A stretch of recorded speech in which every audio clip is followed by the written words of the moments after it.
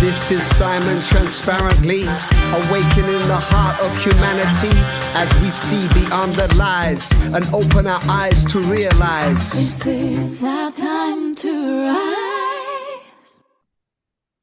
Welcome everyone to another podcast with my great friends Simon and myself, Simon. This is the Sexbod Series. First of all, thank you so much for those that have been tuning in and following the series. We have we're very excited and have a special guest with us today called Didi. I'm going to fire it over to Simon to introduce this wonderful being, and we're going to let him share some of his magic today because as you will see, he's been really, I would say, embodied in this modality that we've been bringing you for many years. And then we will be diving into a particular aspect of sexological bodywork. Over to you, Si. Yeah, these are the moments when I sit here, have goosebumps all over my body. My embodiment celebrates the moment. And I'm also very excited to be here with you, Si, again. And of course with Didi. He is my mentor on my path, and it was more or less 10 years ago in 2014 when I met him dancing in Zurich. We have a passion we share together, salsa dancing, and I remember this moment, or I just found an email about that moment, and he said, I think we looked at each other, and he said, "Oh, you can join that course."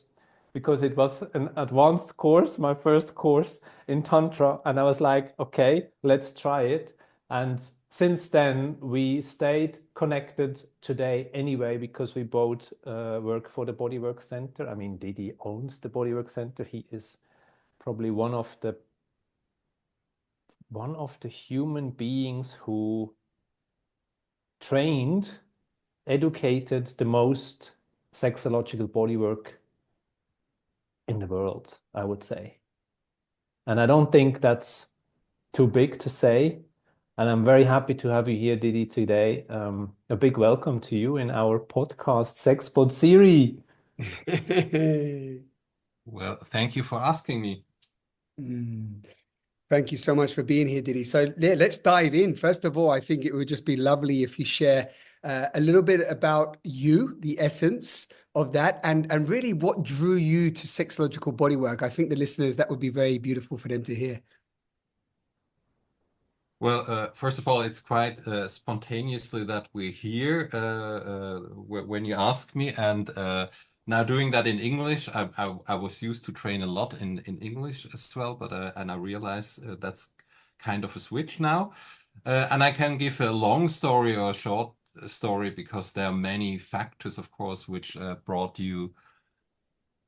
myself to this work, and the short version is I was born and raised in Switzerland, and that has a factor in how you deal with embodiment. And I'm not saying all the Swiss are the same, but you kind of grow up in a certain culture, you grow up in a certain time frame. When I grew up, Switzerland was different than it was today for the young people, I would say. And embodiment was not top of the list in my when I looked into my future, my path. Dancing was not an option in a way. I was raised as I always say, as a very typical heterosexual guy. I did a lot of sports stuff, running marathons and stuff like that. So it was more like a functional connection to the body, but not really a somatic experience in that sense, living your body, feeling your body. Not saying that I never felt my body, but there was a lot of potential.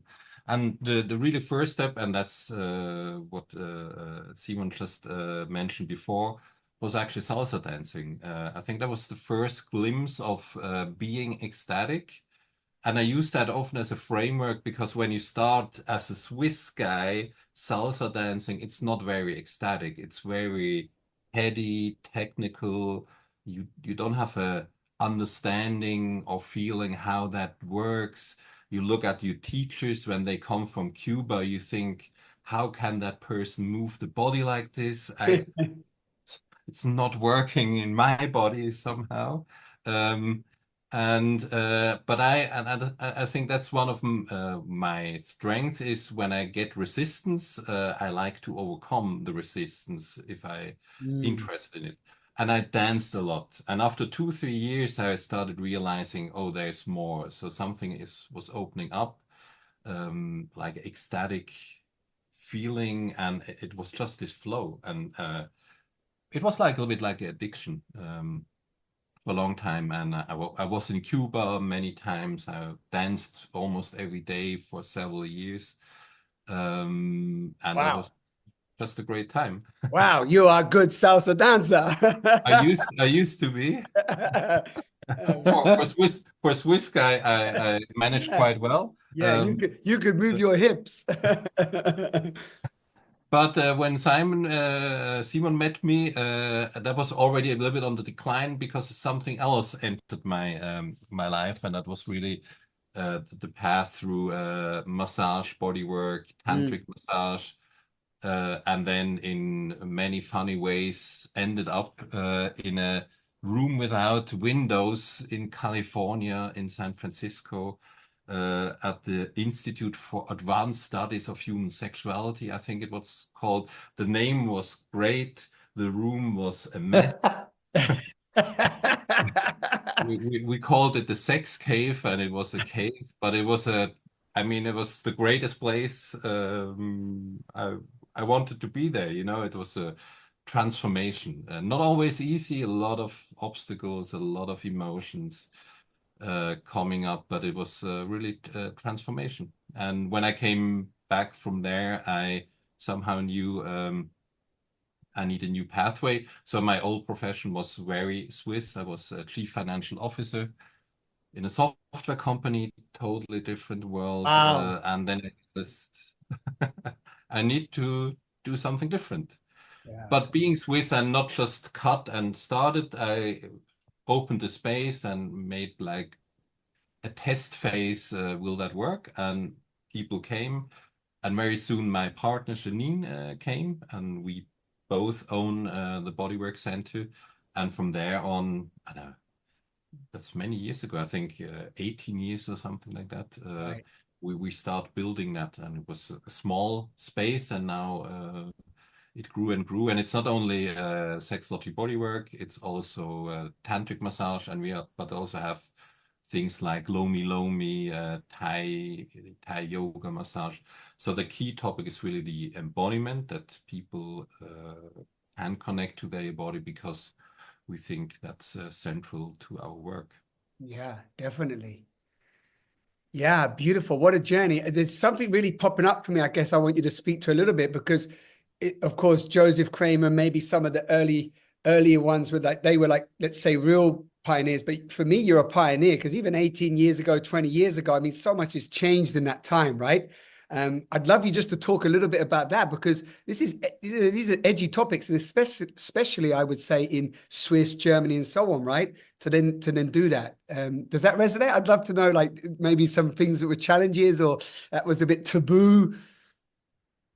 Well, of course, when I started, and then with Janine, the whole tantric scene and was really not.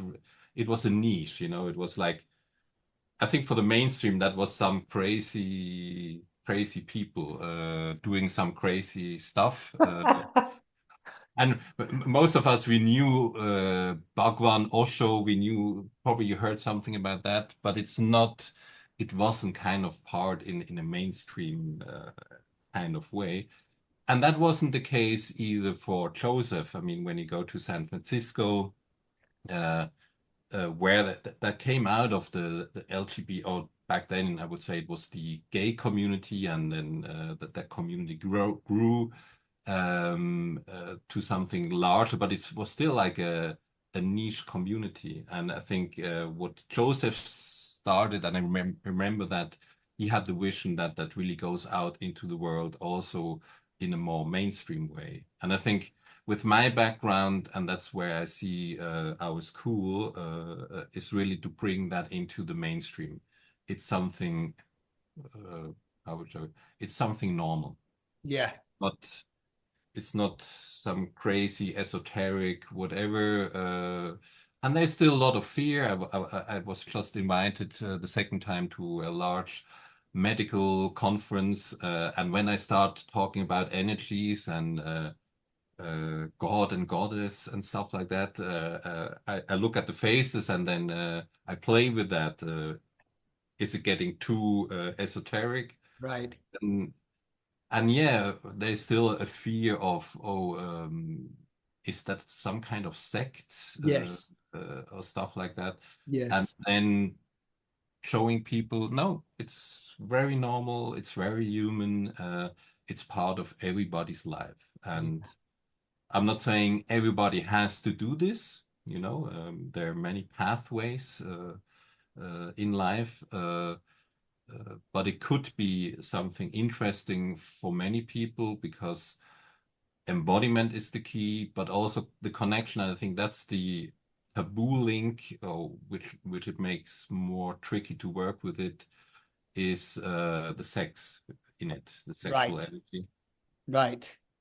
And Yeah. that's the thing in Switzerland because Switzerland is in many ways, in our heads, sometimes a little bit restricted, but in terms of laws, we're very liberal and we have very little laws which restrict that kind of work, which is totally different, of course, in the US or in other countries. Yeah.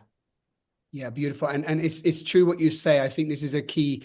This is one of the things I also love about sexological bodywork, but there is a distinction because as soon as we hear the word sex, or like you said, it's a sect, or it's just a sex party, or it's just everyone's having an orgy, there's so often distorted projections around working with the body, especially with when we use the word sex, right? Or sex, and especially sexological.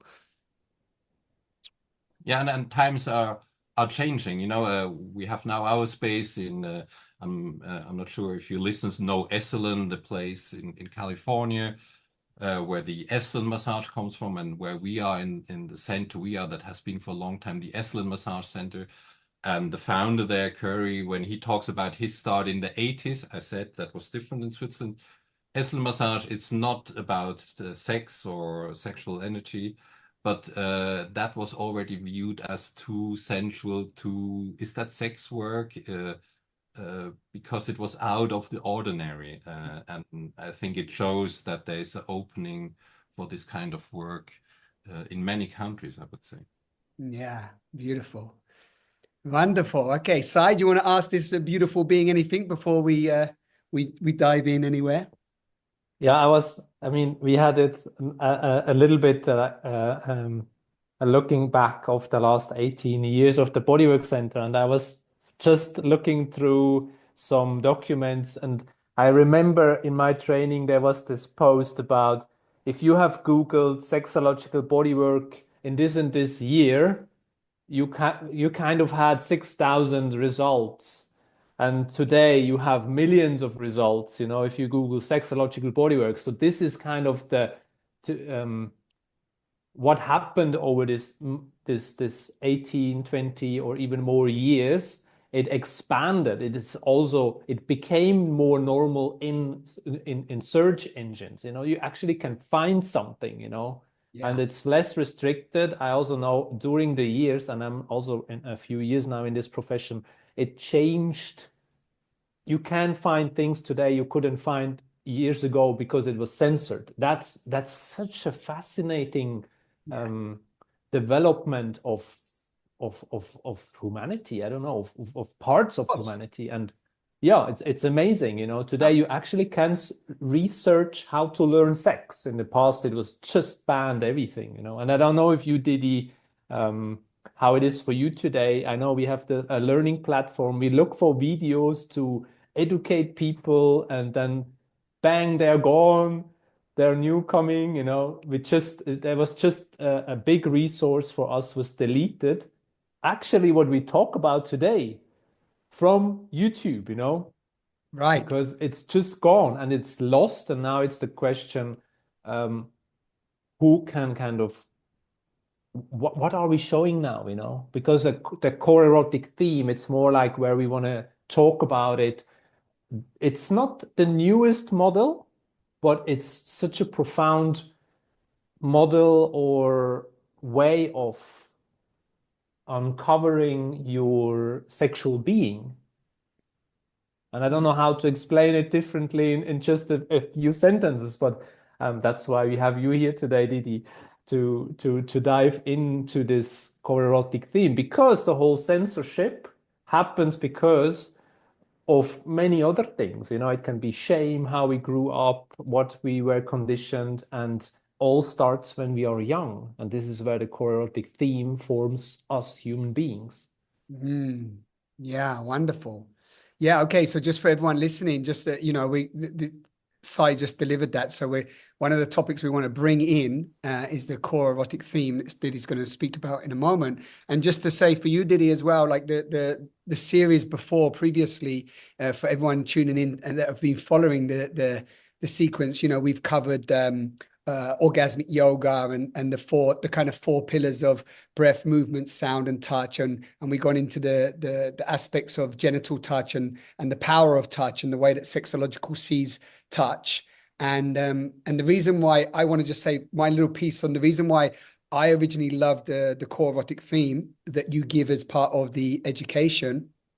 Just that one exercise, just that one piece stuck with me immensely because it really uncovered my initial kind of, you know, my sexual encounters were all embedded with fear and danger. And, you know, because of the first experience, some of the first experiences I had were actually from a place of cheating and not wanting to get caught, you know? So I just leave that for you, but you can give a little bit more, you know, of what the CET is and we can bounce from there. Thanks for sharing. And for all the listeners, when we talk, and especially when we tell stories about what arouses us, and you mentioned that's very classical cheating, you know, the forbidden stuff which arouses us. And then it's interesting, everybody who listens to that can make pictures to that and then check in, does it arouse me or not? Because some people will listen to you and they will feel the arousal. Hey, same with me or in a similar way. And for other, that doesn't work. And that's the interesting part. And so we can dive into that. Just where Simon, you said about the development, I think what I often hear is that people are so pessimistic about where we're going, and also with I'm also a sex educator, so I go to schools, I work with young people, not with sexual bodywork, but with classical sex education. And it amazes me the transformation from where I was when I was 15, 16 and where they are. And of course, it has drawbacks as well, because on social media, they are confronted with stuff with 15, 16. No way, because that wasn't possible. And I just had school this week and had to Google in the break because they used word I didn't know what they mean. Right. And then I had to Google, oh, TikTok, okay, great, that's that. So, but in general, it's opening people, and freedom comes with a price. Freedom is also dangerous. Mm. And I think what we try with our school and what we try in sexual education is the more technical stuff in Switzerland, we cover that, you know, the birth rates for the unwanted birth rates for teenagers is very low, one of the lowest in the world. So all that, let's say that stuff is covered. I think where it gets tricky is the knowledge of how I interact with other people in general. So we do a lot of relationship work. And then when it comes into sexuality, I mean, the theory sounds easy. And we can give the knowledge, but knowledge doesn't give you the wisdom. And in the background, we have a book with the methods of sexology bodywork. Die Reise zur eigenen Körperweisheit. So it's a journey to your own body wisdom. So that Mm. knowledge has to transform somehow into a wisdom. And I think the practical work we do with the body work, it brings you in connection with that wisdom. I think that's the one key part. You need the body. I think Mm. many modalities, many therapy forms, they realize you can talk for hours and hours, but if you don't connect that with your body, you can't really transform it. Right. That is so beautiful you bring it in. Thank you so much for kind of painting that picture. That's really beautiful because that is the piece, isn't it? This we hear there's that big famous book that says the body holds the score that's kind of doing its rounds now, no, around trauma and so on. And when we go into the body, I'm personally, and just this small, I mean, you've probably done thousands upon thousands more bodywork sessions than I have, but just blown away by just by a gentle touch or just focusing on one little area, the amount of, as you say, wisdom that can come from there is quite is for me is actually been so profound. It's kept me, so how you say, inspired by this practice. Yeah, exactly. And I use that as an example. There's a conference in Germany called Talking is Not Enough, and that's for therapy who talks, which makes the connection to the body. But what I realized on my journey is the body is not enough. The Right. body is the key, but and now we make the link to Jack Morin, and that's why his work is so essential. Essential is we have stuff in our head. Mm. And one of my favorite book titles, I think it's not out in English, unfortunately, but it's from a sexual therapist, and it's called Hell in the Head, Heaven on Earth. And Mm. it brings the core erotic theme beautifully in the essence that the hell is what we have in our head, this sometimes dark stuff which arouses us. And when we connect to the earth, and that's for me then the picture of the body, when we feel our body and when we feel the bodies of others, there is a different connection possible. Yeah, I love that. That's beautiful.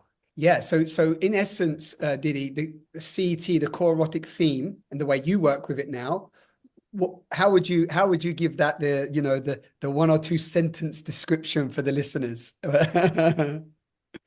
Well, the theory of and that's what unfortunately that what Simon mentions. There were 2 or 3 videos of Jack Morin on YouTube, Right. and they gone now, and they were out of classes in San Francisco, and he came to my training as well. So I had connection with him also when he was alive and shared his wisdom. And I like to learn from the teachers directly, so that's a little bit unfortunate that that's not possible anymore. But his key theory, and I recommend his book, of course, The Erotic Mind. That's like a must read for anybody who wants to become, or anyone who is sexual. Unfortunately, we're not there yet, because it brings 2 things together. One thing I think, one of the key learnings from him is that we don't like look only at the pathological side of it, but you really learn from your key experience, from your epiphanies, and that you search in your epiphanies and your sexuality for the keys, what's in there, um, because sexuality can be learned in a positive way. So not, and when we go into the core erotic theme, we talk a lot about dark stuff as well. But the key learning from him is learn from that. What is the keys in there, and work with that key so that you can change your sexuality in a way that you can have it more healthy, more connected, and all that stuff. Mm. And the core erotic theme, the core idea is you have experience in your childhood, and your childhood experiences transform in puberty into your sexual arousal patterns. For example, when you, and yeah, I have to say that this is one explanation. Human beings are really complex beings, and it's not as simple and straightforward as it may sound now. Yeah. But I make example, if you were neglected emotionally in your childhood, it can be that becomes part of your sexual arousal pattern. So then you would look for people who are neglect you emotionally, and those are the people who arouses you. Right. Yeah. And Yeah. that's the main learning from him. And he had like these four cornerstones, I think he named that in English, which speaks to what arouses us. And one cornerstone is longing. One cornerstone is power dynamics. One cornerstone is what they call in English, the forbidden stuff. Yeah.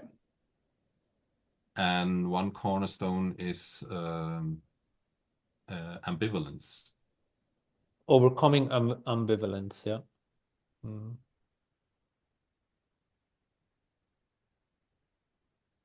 And how we found out is not everybody has fantasies, but fantasies are a powerful gateway to that. You look at your fantasies and then you try to figure out in your fantasies what keys are in there which arouses you. Or you can go back in your history and look into sexual biography and find out there what are the drivers in your sexuality. Yeah. Yeah. So thank you for that. That's beautiful description. Yeah, and now I understood. At first, when Sai said they were taking videos down just to put a cap on this, yeah, it's disappointing that that content's been taken down. I didn't realize it was actually Jack Marin's work. I hope somebody's actually saved that somewhere and can put it up elsewhere, without YouTube. But anyway, just as a cap on that. So, Didi, from this perspective, I love this piece about figuring out the keys to our arousal, but that being completely unique and complex with the individual, right? And I love what you said. I hadn't heard that description before about, and Sai, you can jump in if you need to, but epiphanies, like searching from the experiences of the epiphanies. Could you just give an example of that, or what that would look like? Is that like while we're touching ourselves or exploring ourselves, we get these kind of like little aha moments or insights? Well, I think epiphanies is in general a very important topic in life, that you encounter epiphanies and what you learn from that. And epiphanies, it's not always positive. It also can be something hurtful can be a very powerful epiphany. I think what we do with our work is actually we make the core erotic theme less powerful, because when you do orgasmic yoga and connect more with your body, the head stuff loses power in a way. You're more present with yourself and what is going on within me and within the other. The core erotic theme is something which is happening up in your, let's say, head. So it's more a body chemistry which is happening because it releases all those hormones and drivers, and it can be very disembodied. And I think that's the first step if you want to entangle your core erotic theme. You work with the body, and a lot of people, myself included, learn that fantasy, they don't work anymore, they lose the power, and also in real life you start interacting in a different way. Stuff which used to arouse you, when you realize that in real life and how you feel in your body, it's not working. Right. Yeah. Yeah, I love that. Sai, do you want to ask something? I'm just checking in. I see you smiling. No, it's just, for me, it's every time it's so fascinating to hear it over and over again, because just personally, I don't feel like it's easy to understand, but it's so rich. If you understand it, you discover it's like something you kind of dive in and you kind of layer for layer you take away, and you learn more about yourself. And I just had to smile before because Didi also gives another workshop, and I just had this epiphany or this thought back when I was in this workshop. We were in a little group, and we started talking with ourselves in this with our own sexual fantasy, and it's just that was an epiphany for me. Like, you know, I did a lot around this topic, sexuality, but I was there. I was like, I can't be true what I just discovered. You know, it's like these moments when you dive into this erotic theme, and also the epiphanies with the, I think it's called the sexual excitement survey.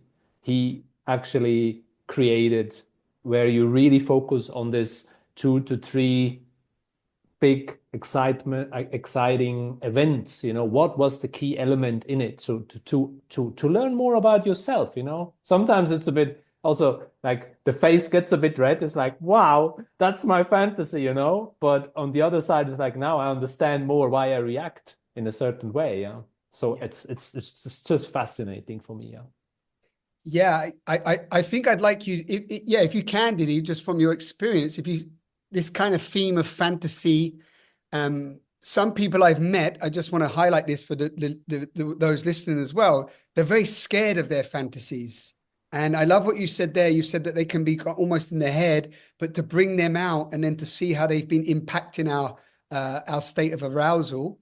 That's one piece, and I've also had people say to me where they're kind of on a subconscious level, their fantasy plays out in their sexual encounters and can sometimes be very distorting and then create shame because the other people don't know how to receive that. Does that make sense, my inquiry?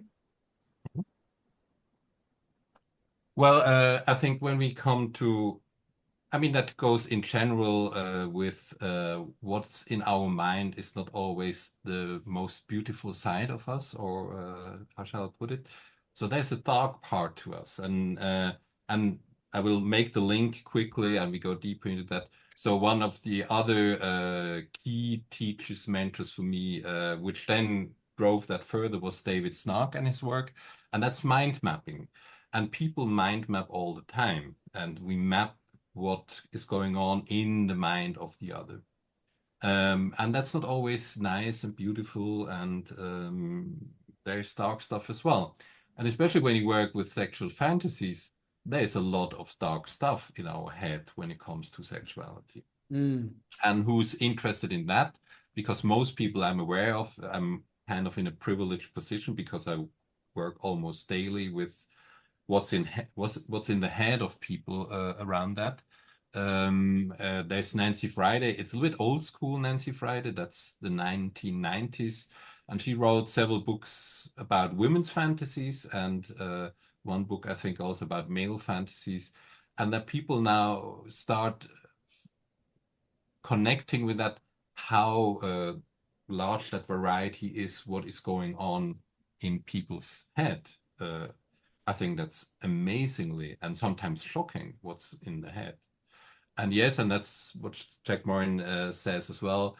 Some of the erotic themes are really dark. It's not like this beautiful, let's say, conscious tantric sexuality, which is in our head. It's sometimes dark stuff, abuse, and one of what he mentions is one of the most difficult erotic theme is when you combine self-hate with arousal. So when you really treat yourself and others very badly, and that's connected with arousal, then it's getting very dark. Yeah. There's a woman that wrote a book. She speaks a little bit about this in the Existential Kink. And she talks about how we really get off in these kind of, I use the term pain body kind of triggered states of where, you know, we're really activated in that's kind of shadow self, but that's where we then feed from to get arousal.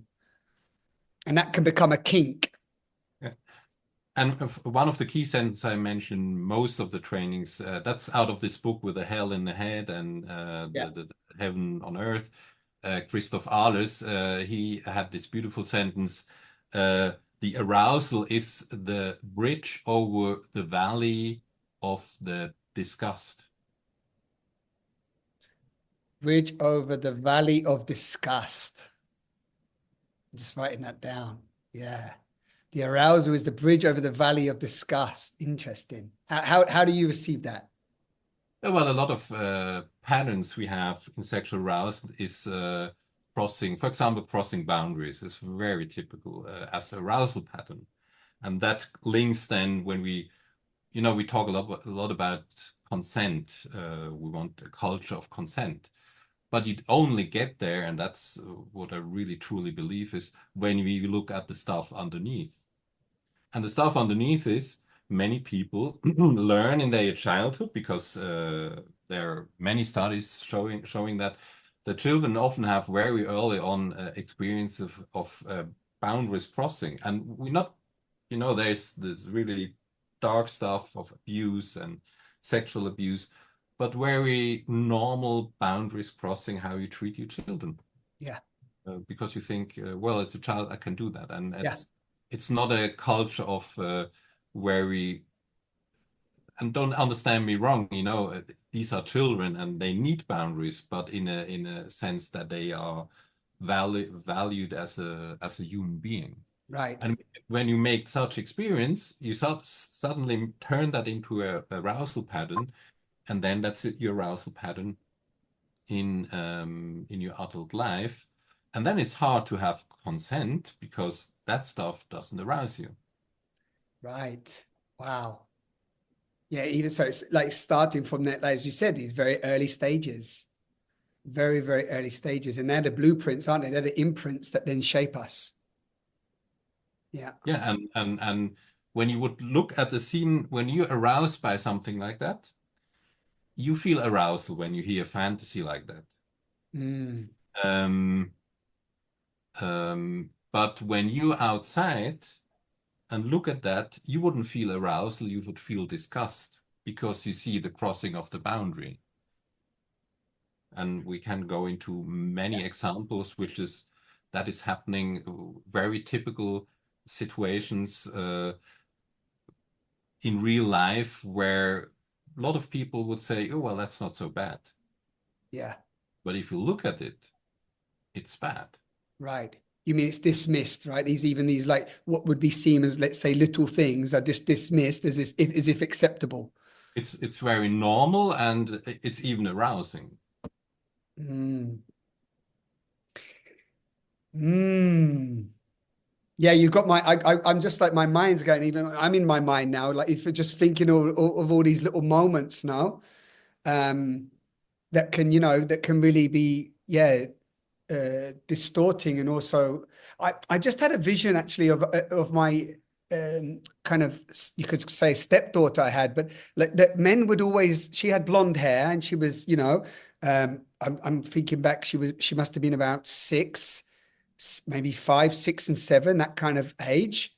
And whenever men see her, they had this thing of like, and I just, it was mostly men. I'm not saying women never did it, but always had this thing of like thinking they could just touch her hair and touch her head, right?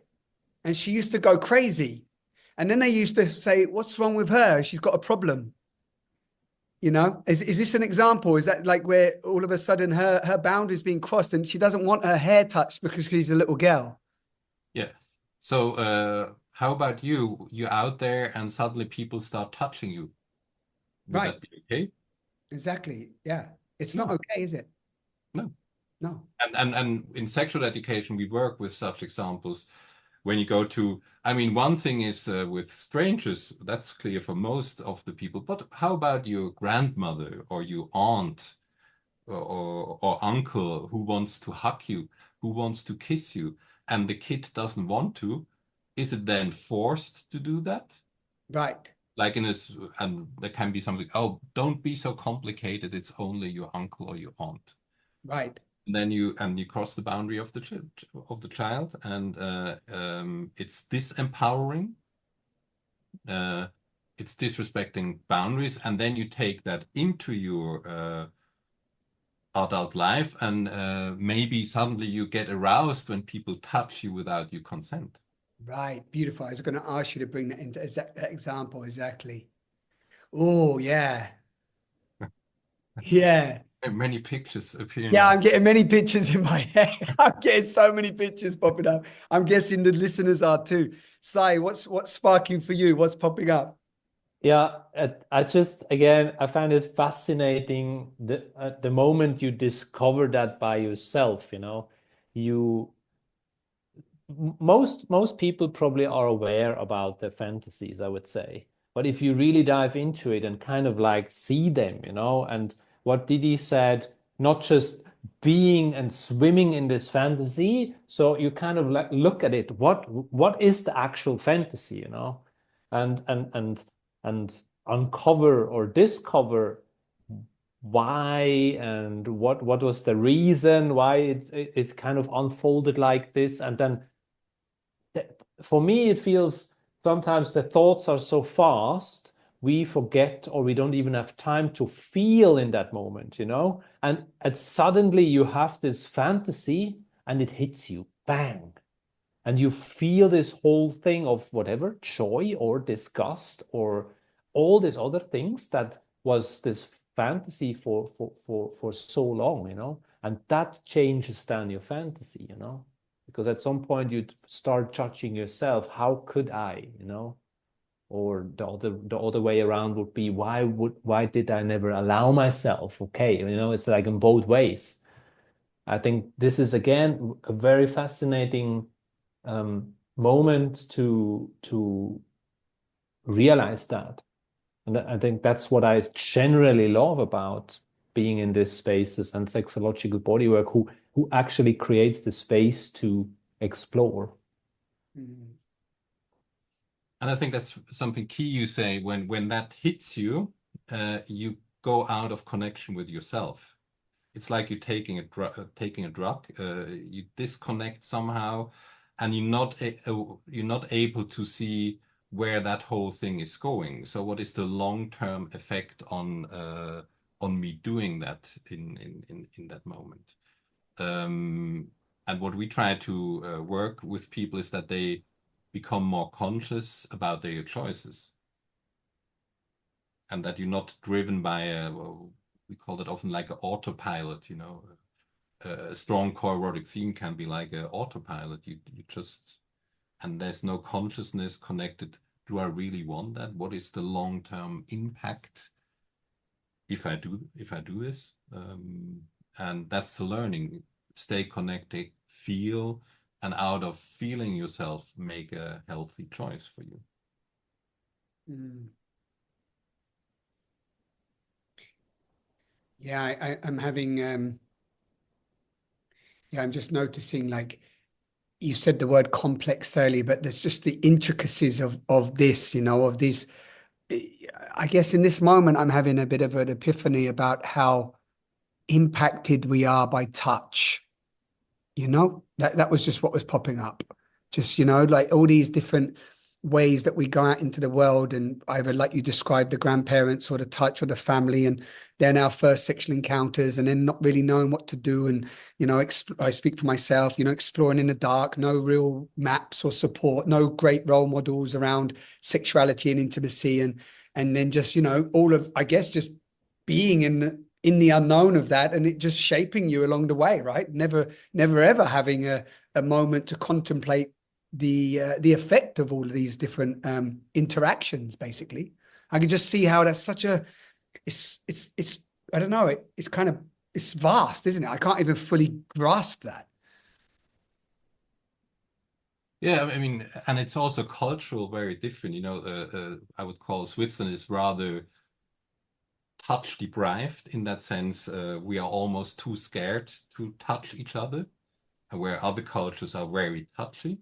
Um, and in the end, it's not when we work with that, it's not that suddenly we have the picture, oh, touch is dangerous, or we have to be scared from it. It's we need touch in our life, but we do that in a conscious way. So we look at the context. Uh, many situations. For example, when I work with, I just have like 16-year-olds and 17-year-olds in my sex education. We look at a very simple situation. You're in public transport and suddenly somebody touches you in a sexual way. How do you react? So what comes up when I give that picture in? Wow. First, for me, so I can, of course, share. For me, I feel it. I feel some resistance in my body and a kind of a sense of closing. But I also notice I go a bit into attack mode. Yeah, I don't know what comes up for you, Si. Yeah, I'd had a moment of freeze. Like Yeah, I froze a bit in my body. It's like I could kind of like my thoughts were kind of crashing. What's next? What's next? But there was no just solution in the moment. Yeah, because it's so sudden probably and unexpected. Yeah, and that's the goal of somebody doing this, the person, and that's mind mapping as well. Usually you map out with some person, you wouldn't do that because if you do that, you get attacked. So, so the perpetrator, if we let's call it in this way, he or she looks for a person where I think that's possible. right. And then you do that, and often you go first in a freeze and you connect with shame, and it's hard to react. Mm. And that's why we work a lot with connecting to our emotions, because when your boundaries are crossed, one key emotion is anger. And Simon, I think you had that. The attack mode shows like, yeah, Right. you're getting attacked. Your Yeah. boundaries are being crossed. And then it's good to figure out how do I really react? Do I want to punch that person? Would that be okay? I mean, that's large discussions we could have. What is the correct answer to that? But the truth is, for example, when we look at girls and boys, first of all, and I know boys who had that as well, of course, but girls, especially young girls, are much, much more affected. That's not a daily routine, but it happens very often to them that they have some kind of boundaries crossing in public space. Right. And what I love about the development is that they are being much more conscious on how to react, and they are much more empowered. One of my favorite stories, a 17-year-old who had that. An old guy grabbed her ass in public transport, and she reacted. She grabbed his ass as well, looked at him. Does it feel good? And he was so perplexed and said, "Oh shit, no, no." And so why do you do that? So Wow. he could use her anger and hopefully made it for a lasting learning for that guy. Wow. So that's like almost like a wow. The fact that she could do that is amazing. But then also it's interesting his response because there's a sense of shock, right? Because if we're talking about this again, this core erotic theme, there's a part maybe not even aware that he's doing that for some arousal, not even understanding what it is to feel that, right? Well, he sees her, when we look at that in the core erotic theme, he sees her as an object.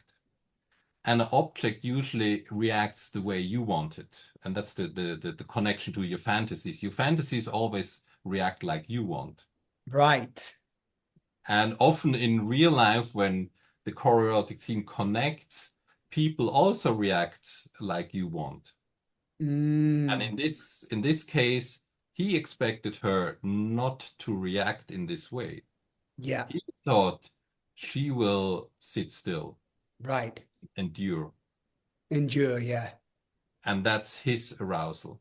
Yeah. I can do that. Yeah. Yeah, I can see I can see how I'm seeing how that link works. So yeah, from an arousal perspective, the fantasy perspective, it goes the way that you perceive it you've already perceived it in your mind, right? As we talk about the erotic mind. And then when it doesn't, it almost is like a break in the matrix almost, isn't it? It's like, oh, Exactly. what's happened? It's Yeah. like it's really it's the red pill. You wake up. Yeah. Oh shit. I'm really sexual abusing a 17-year-old girl in Yeah. public transport. Yeah. Yeah. Yeah. Like, am I doing that? Yeah. Yeah. And if you look at the core erotic theme, that's a very obvious case. In the case of the perpetrator, there is the power dynamics. He thinks he can do that. Right.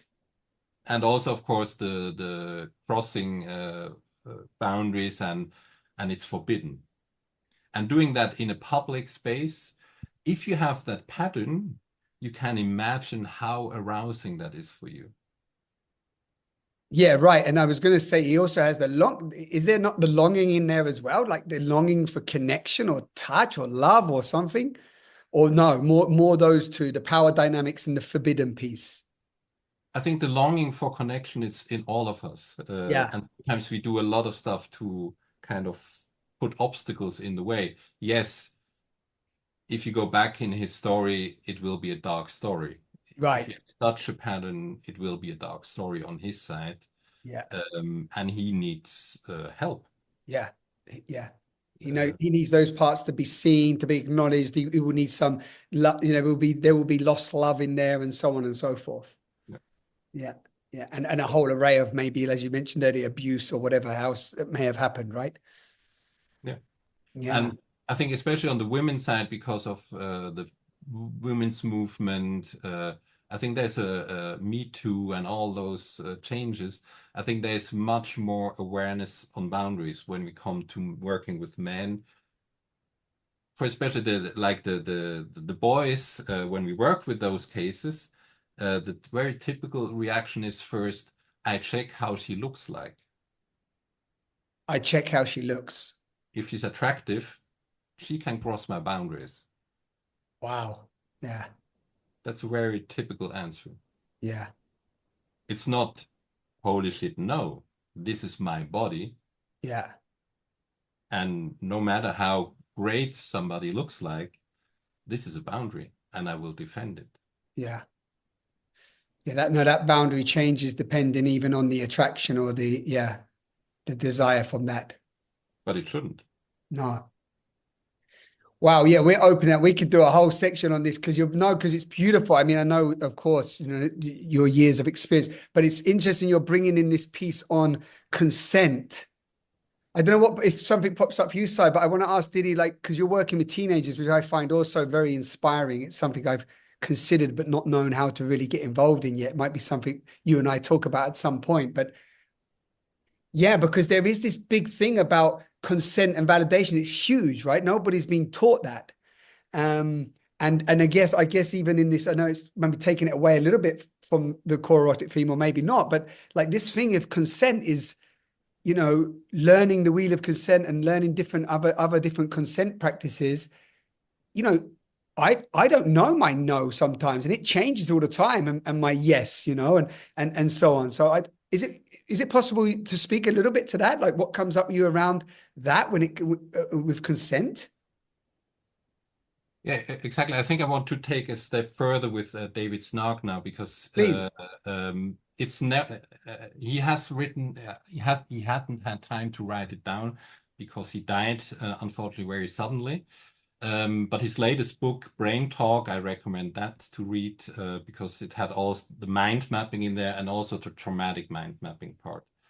And I think when we talk about the erotic theme, where I come, or my conclusion is a lot of the arousal patterns are based on traumatic mind mapping from our childhood. Right. In that book, he describes how to overcome traumatic mind mapping. But in his latest two workshops, I was with him. He introduced lucid masturbation. And I mean, those are all professional couple therapists, sex therapists, and it was so interesting how the energy shifted in the room when he started talking about lucid masturbation. And I was glad I had sexual bodywork training in behind me. I masturbated in groups and in front of other people. So I released a lot of shame around that. Yeah. And for many people, even sex therapists, that is not the case. Right. It's like masturbation. Oh. And then he started talking about lucid masturbation, and that's when he worked with your fantasies. And what we did there is you write down dialogues with your fantasies.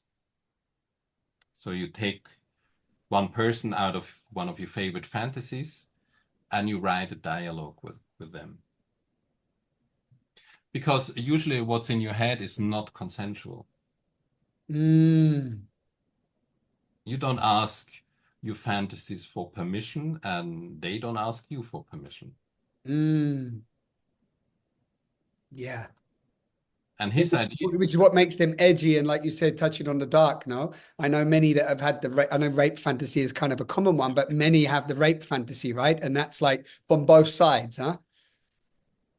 and I have to say that here as like a little bit, if you do that back home, be aware that can destroy your fantasies in no time. If you do this exercise, If you do that I exercise, love, yeah, it could happen. It crashes all your fantasies. yeah, So, and that's why a lot of people are hesitant to really go deep with the core erotic theme and that, because it changes really your patterns. yeah, And it's like getting off drugs sometimes can feel the same, it lacks this dopamine, exciting, right, and it's kind of dull. Like consent can feel dull right. and that's important to know. So, That's a but beautiful piece. So I want to just highlight that as a really beautiful piece you say, because that shifting of identity, which you mentioned at the beginning, actually, which is wonderful. You said that you're moving into more healthy and more supportive ways of being with your sexuality. So that part of you has to die. If you don't want that part to die, there's going to be a lot of resistance. yeah, Yeah. yeah, and that's daily in my work, that resistance, and it's important. People have their choice. If you want to keep it, you keep it. But if you want to change, you have to deal with it in some ways. And that's a very powerful way. And you start writing a dialogue. In writing a dialogue, your fantasies suddenly become human beings. For example, you can ask your fantasy, why do you have sex with me? Mm. And if the answer of your fantasy is, yeah, I do that because you wanted to do it with me, that doesn't sound very consensual. Mm. Yeah. And so you work with your fantasies, and so that you really come into a connection, and that in your head you have suddenly a healthy connection with your fantasies. Yeah. You have fantasy within you who support you, who don't want to use you as an object. They see you as a human being and vice versa.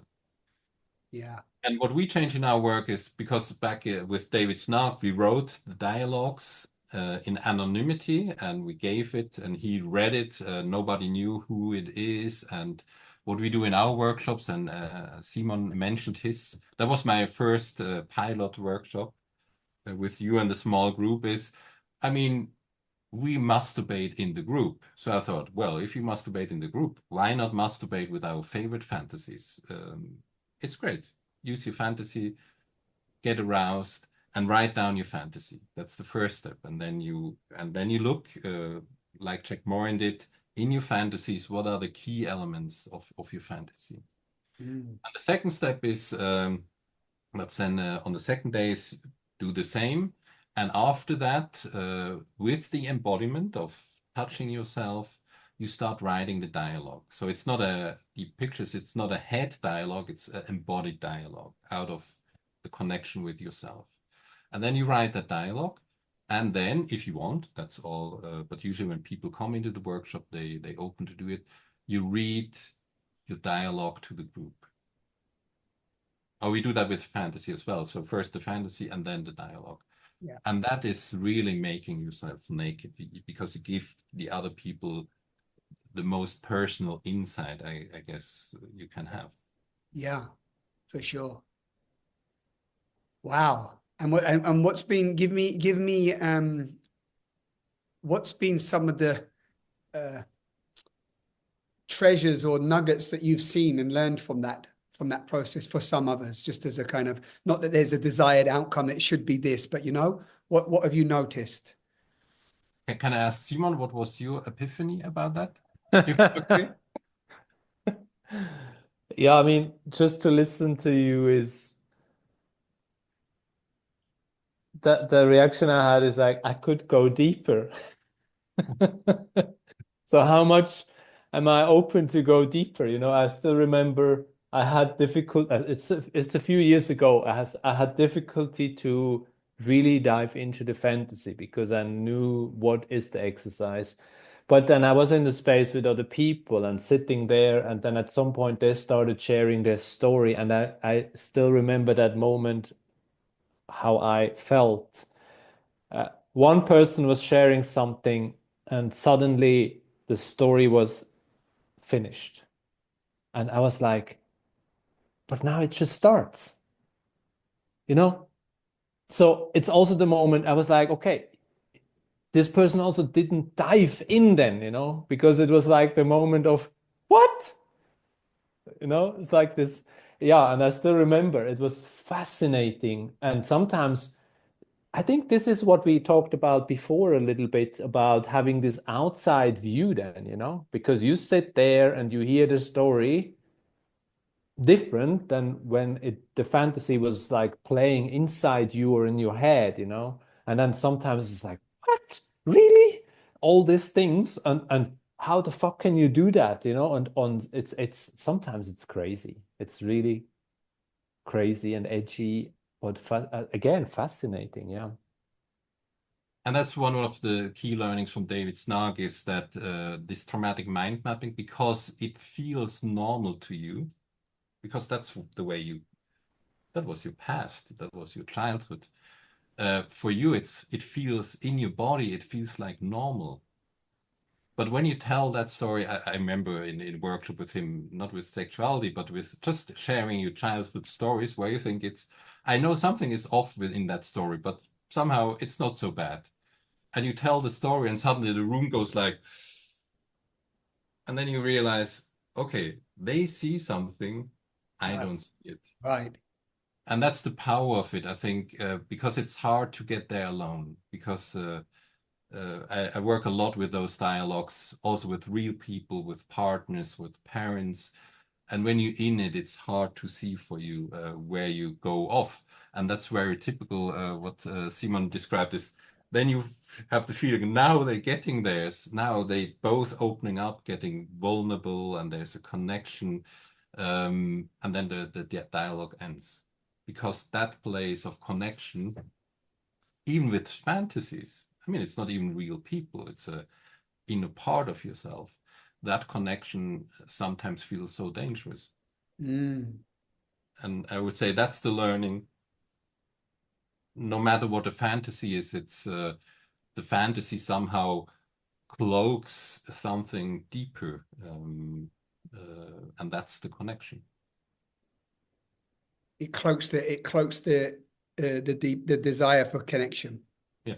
Yeah. Well, I think this desire is there, but it kind of hinders that I'm really go into connection. Yeah, so it can block us or hold us back from being into more intimacy. Yeah.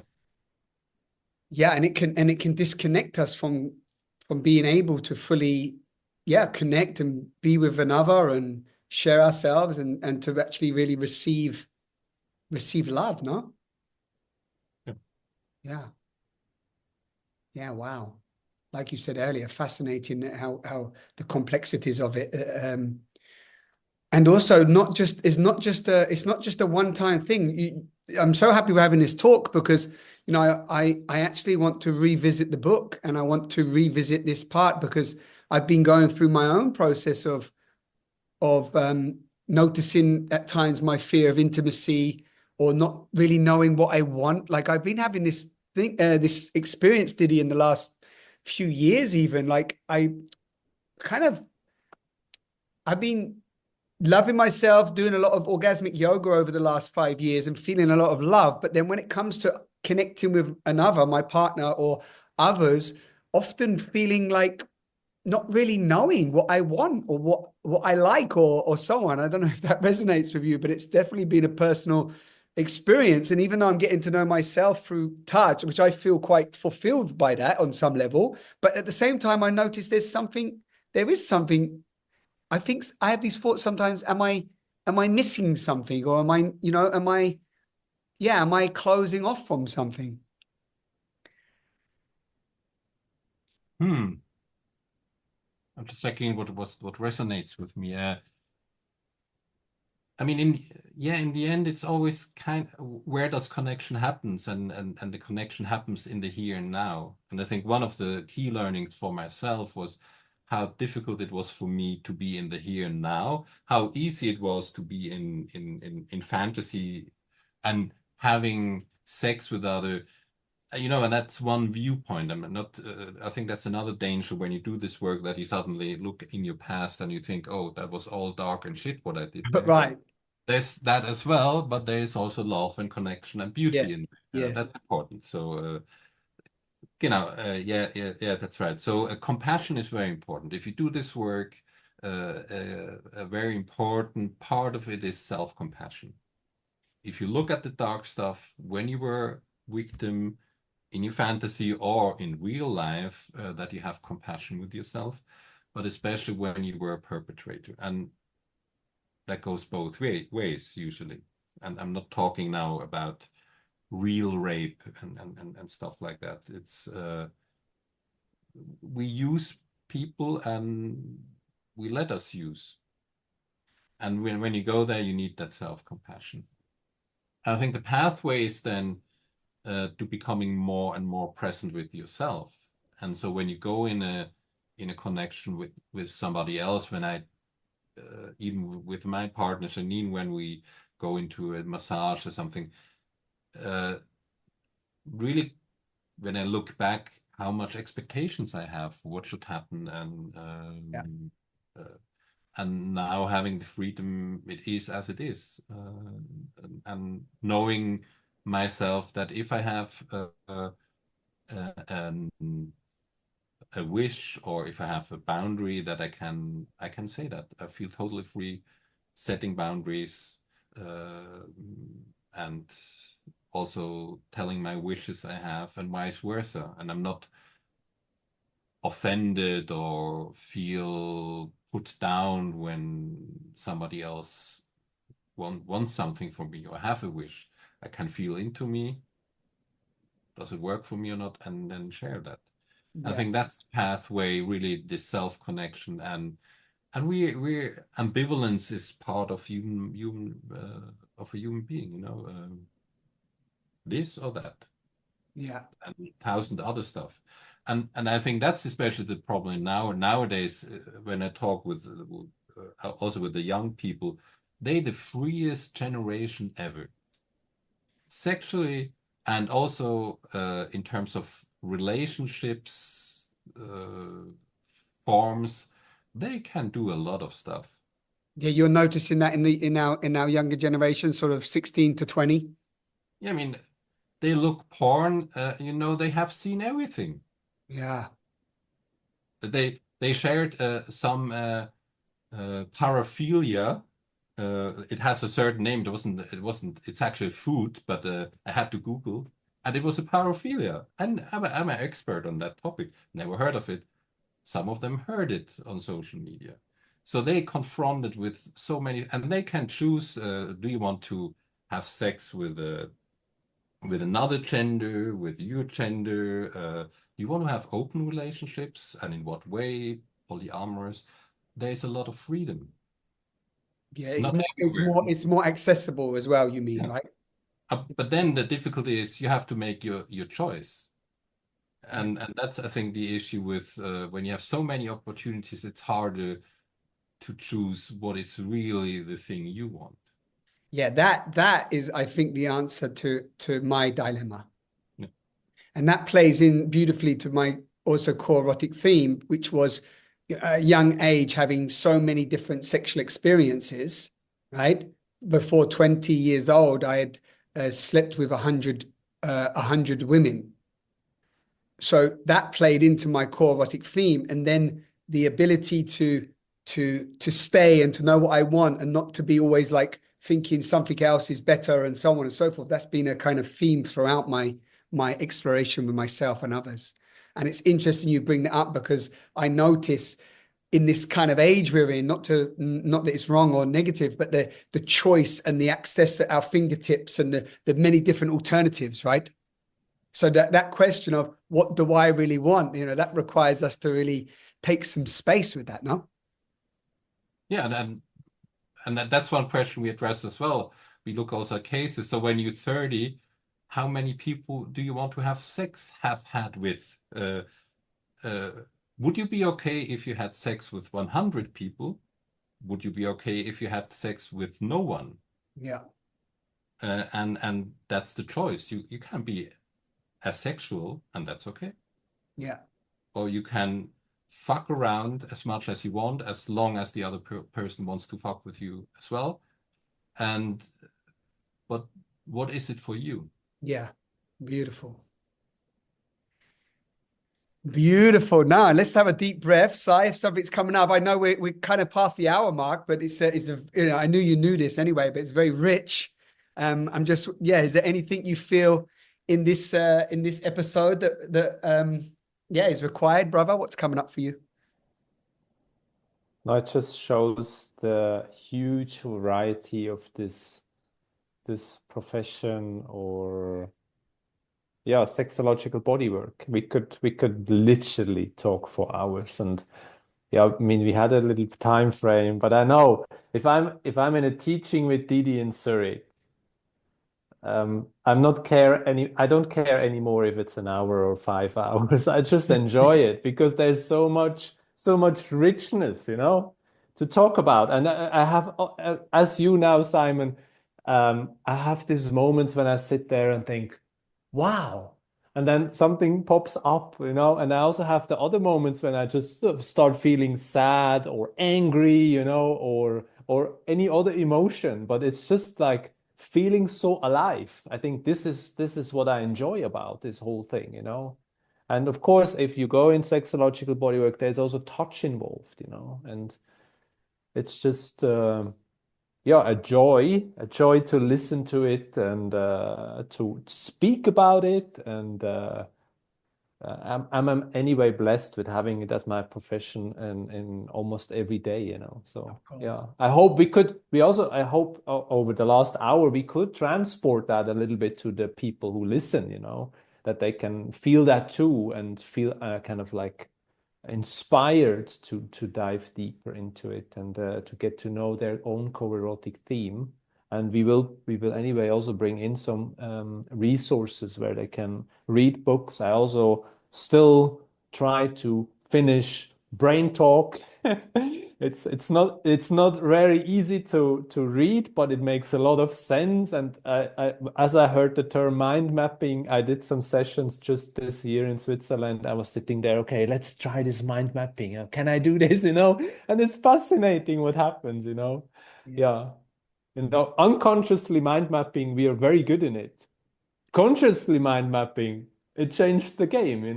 It's really interesting. The mind freaks out. Exactly. I've never done it, but it's not. I hope you took some notes too. We've got a nice little resource here from Didi, which is amazing. Didi, I guess I put it over to you in this moment, and just like how you're feeling in your body. If there's, we have space, but like, is there anything you feel? You've taken us on this beautiful wide spectrum, which I love, and I do feel myself. I'm going away from here not only inspired, but definitely wanting to open myself to this again and look at this part, even do the core erotic theme exercise from the book. I'm going to go back and revisit the book, because I never read the book fully from front to back during that time, and I think it would be nice now with the new awareness that I have to really revisit his work. So that feels that my takeaway, and also just to you know, what I feel today is I feel in my body, just, I hope for those of you listening that, you know, this for me, maybe the three of us will agree to this because we're kind of passionate about this modality, but I've always said, Diddy, that so much of the root of our suffering is in the sex, is in the, you know, sexualities. And I often say my little play on words is that, you know, if you want to access God, if you want to know the truth of who you are, you've got to go back to where you came from, and that is in your sex. So I just throw that in the pot, but feel free to share any final words or points you want to bring in. And it's been lovely to get to know you a bit more today too. Well, it's a shame that it's already over. Yeah, but it doesn't have to be. Keep drop it in. No. And that's well, we Sam, we just met on this podcast, and Simon, we shared a journey, and I feel a lot of gratitude for myself that I made the choices I did to go into that path. I feel a lot of gratitude for my teachers like Joseph Kramer, Isa Magdalena, and Jack Morin, and all those great peoples before us, and there are many more. And I think that's important for me. What we experience now, it's old wisdom, you know, that's not new stuff. What I do in one of my trainings, I show them a talk from a theologist, a woman who's kind of really well known in Christian traditions. And he talks about the 7 deadly sins. And when you listen to what are the 7 deadly sins, you know, I didn't really had a positive picture of that. But now suddenly I understand something. It's about disconnections. The sin is the disconnection.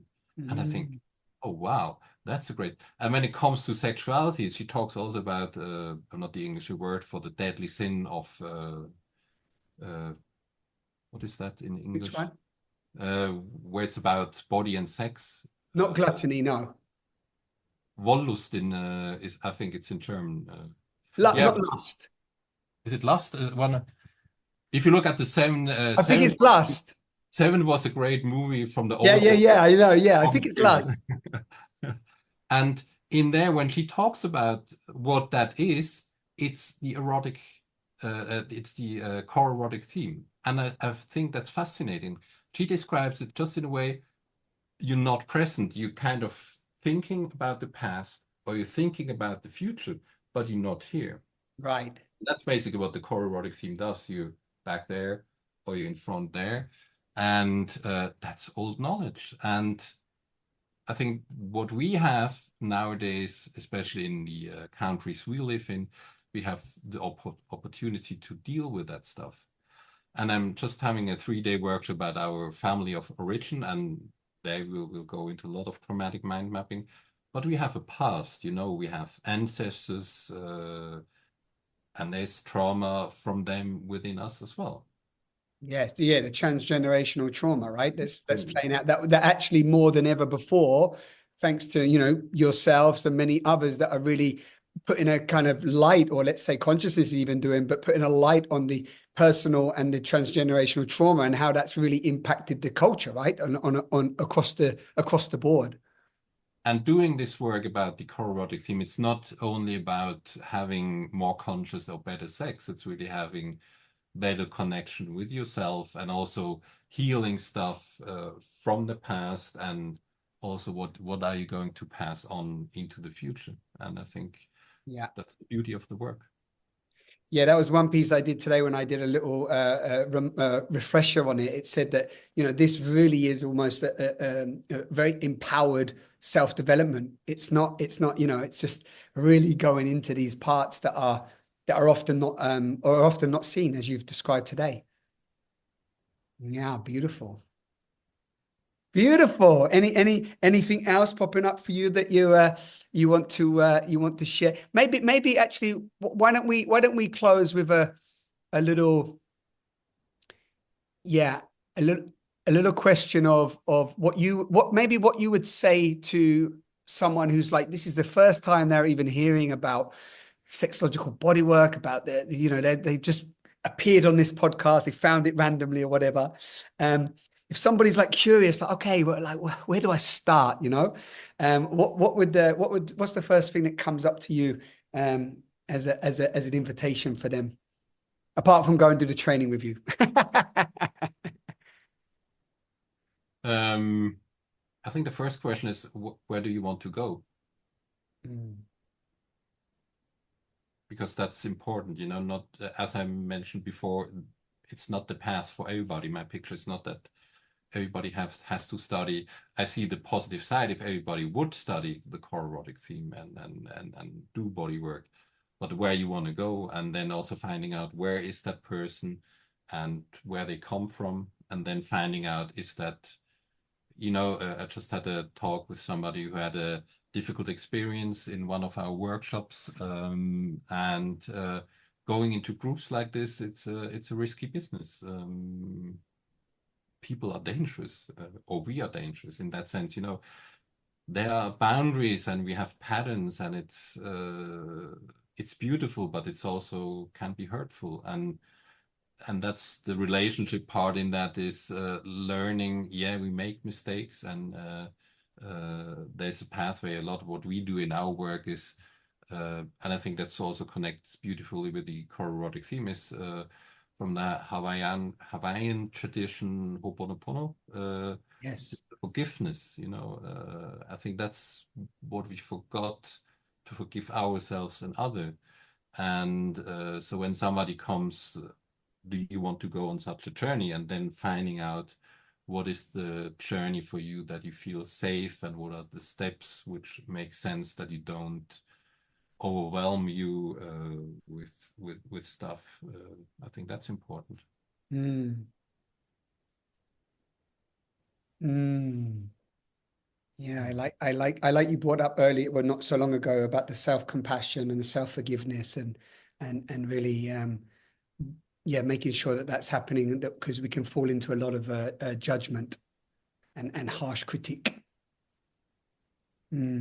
Sai, anything you want to ask Didi while we've got him here, before, you know, we might have to do another series just with Didi. I mean, of course. No, I had the privilege to be with Didi for so many hours. I would say almost weeks in the same space. And I don't have a question for Didi, but I have a lot of gratitude for both of you on this call. Didi is with me for the last 10 years, and I wouldn't be here without him. Yes, I did my own work, but I had a very good guide and I learned a lot. And for the people who listened before, I have the privilege now to bring the training to the African continent. There's still a few spaces left. And I feel finally prepared, and that's a lot of gratitude to Didi and all the hours we spent together. I could learn and discover myself. I was not judged in that. I was sometimes like bringing up questions. Why is it like this? What's your decision? And I love this on bodywork, on sexological bodywork. It's not like this is right or wrong, so this is it, you know. Also to have the permission to try out. And also to you, Simon. We met a few years ago, and I learned so much outside of sexological bodywork, and even sexological bodywork connects us too. And I think there's this moment we did enjoy. Embodiment is where we deeply connected in Malta, and I think this shows the power of embodiment. This shows the power of body work, and that's why I just say I'm very grateful to have discovered this modality, the core erotic theme, and everything what we already spoke about it. And there's so much more to talk about it. We could literally make this series to not one of 8. We could make it for one of 50 or whatever. Of course, of course. And of course, so much gratitude to everybody who was listening to all our episodes, or just this one. If you haven't listened, if you not have listened to the other one, just go back And if you have questions, just ask us. We are so happy to answer. And yeah, and I give the word to you, Sai. Thank you. Thank you Bless so you. much. Yeah, I just feel I love it when you tell me about what's happening in South Africa. Of course, whether I get out there this time or next time, I still may get out there. Who knows? But yeah, it's so beautiful that this work is spreading. I just want to say gratitude, of course, always ending with gratitude, and just really again, the the potential of not just whether it's through sexological bodywork, but what Sai said earlier, that, you can now do a search and sexological bodywork comes up and so many other beings. I do feel that, who knows where humanity is going, with the amount of the next 15, 20 years, we have no clue what this world is going to look like. And there's so many different theories and ideas. But for me, this real transformation or awakening of consciousness or the evolution of our cultures and so on, for me, really, the root for me is definitely not bypassing our sexuality. So, I feel there's some I love what Didi said earlier, but I feel there's some real keys. I like that term of keys that we can uncover when we go into our sexuality. And I will continue. And and just deep gratitude for you both. And Didi, thank you so much for your time today. It's been really lovely to get to know you. Thank you for being on our series. And who knows? We may do another one. And if so, we will welcome you back. Thank you so much. Well, thank you for that wonderful talk. It was great. It was a real pleasure. Yeah. And as you've seen, everyone already knows, but just for those listening, underneath all of the podcasts, you've got the links to the center in Zurich with Didi and Simon, and you've got other resources, and we often put in there. And today you will have we will put a little list of the books that Didi's recommended. So you've got those resources as well. Thank you so much for tuning in. Stay blessed. Keep loving yourself. Thank you for listening to another episode of Simon Transparently. This podcast is a call to action, a call into sovereignty, a call to speak our truth and love ourselves fiercely, and for us all to rise up together as love. If you are resonating with my offerings, you can support me by becoming a patron, for which I would be deeply grateful. And you can access more of my content at simontransparently.com. This is our time to rise.